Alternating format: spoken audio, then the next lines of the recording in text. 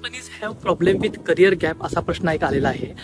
तर Japanese companies हे तुमचा जेव्हा इंटरव्ह्यू घेतात तेव्हा सगळ्या गोष्टी अगदी निरखून बघतात आणि करिअर गॅप असेल तर ते खास करून तुम्हाला ते विचारतात की तुम्हाला का करिअर गॅप आहे, कधी होता, काय होता.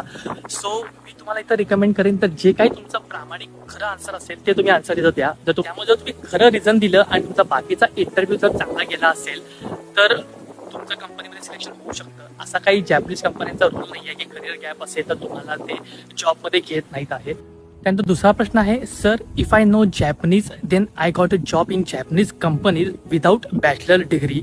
तर जॅपनीज कंपन्यांमध्ये मोस्टली त्यांनी मेन्शन केलं असतं की तुमच्याकडे बॅचलर डिग्री ही कंपल्सरी लागतेच. पण जर तुमच्याकडे बॅचलर डिग्री नाही आहे आणि जर तुम्हाला 10 ते 15 वर्ष जर एक्सपिरियन्स असेल तर काय काय कंपन्या तुम्हाला इथं जपानमध्ये जॉब देऊ शकतात. सो अगेन ते सिच्युएशन वाईज ते चेंज राहील. पण जर बॅचलर डिग्री नसेल तर